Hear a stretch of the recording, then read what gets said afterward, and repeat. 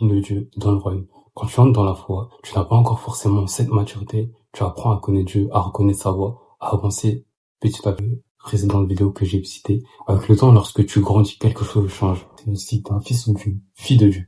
En premier, il cherche à ressembler à son père. Il apprend à aimer, il apprend à pardonner, même quand il n'a pas envie. Il apprend à obéir, il apprend à marcher dans la vérité, dans la parole. Un enfant de Dieu ne cherche pas seulement les bénédictions, les grâces que Dieu peut lui donner, il recherche aussi son caractère, son cœur, pour sa saison, pour ce qu'il est en train de vivre actuellement. 2, il est conduit par Dieu et par le Saint-Esprit. Et tous ceux qui sont conduits par l'Esprit de Dieu sont fils de Dieu, comme le dit Romains 8, verset 14. Il recherche la volonté de Dieu avant la sienne, il devient sensible à la direction du Saint-Esprit lorsqu'il lui dit de changer de route directement, il obéit. Il grandit progressivement. Il ne sait pas tout, il fait des erreurs comme tout le monde, mais il continue d'apprendre. Comme un enfant, naturellement, il a une croissance spirituelle. Il est en train de grandir comme un chêne. 4, il porte du fruit. Ses actions ou ce qu'il fait autour de lui témoignent de ce que Dieu fait dans sa vie. Il a de l'amour, il a de la joie, il a de la paix dans les épreuves, il a de la patience, il a de la bonté, il a de la fidélité, il a de la douceur, et il a aussi de la maîtrise de soi. Comme le verset de Galates 5, 22, 23. 5, il aime ses frères et sœurs, malgré qu'ils sont imparfaits, et il prie pour eux pour qu'ils puissent grandir. Il ne vit pas uniquement pour lui-même, il est détourné de lui, il est plus centré vers le cœur de Dieu, ce que Dieu veut accomplir.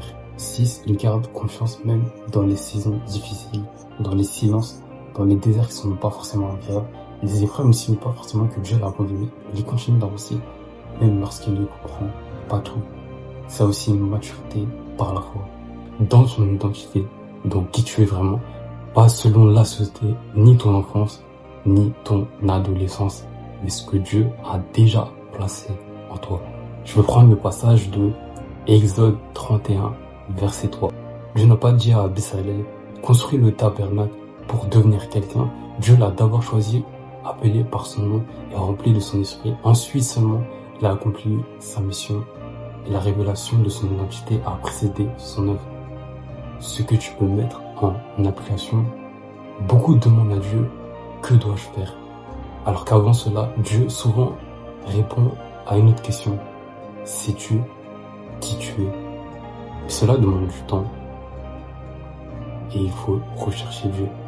Faut que Dieu voie ta soif. Tant que tu n'as pas encore cette révélation, les réponses aux prières, aux questions que tu me poses, ne t'arrête pas. Parce que le royaume de Dieu appartient aux violents. Dieu veut voir ta persévérance, même quand tu penses qu'il y a le silence. Et c'est là qu'il va te répondre. C'est là que tout dans ta vie va commencer à devenir clair, tes choix, tes décisions. Si tu perds quelque chose, il n'y aura plus un vide de courir après tout et n'importe quoi, la validation des gens, le succès, l'argent, les relations, les titres. Et quand Dieu te révèle ton identité, tu arrêtes de vivre pour prouver quelque chose d'autre et tu commences à vivre selon ce que lui a déjà prévu d'avance pour toi.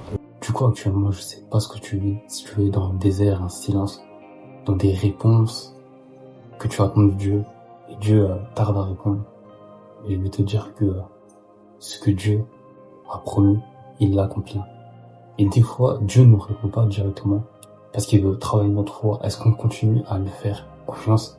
Et il faut aussi savoir qu'il y a une bataille dans le ciel, sur certaines de nos bénédictions, de choses qu'on attend. Tout ne se fait pas, tous les problèmes ne se règlent pas forcément de façon humaine. Des fois, c'est dans la prière et dans le jeûne. Donc, je voudrais t'encourager à continuer à persévérer parce que Dieu ne tarde pas. Il arrive dans ta vie.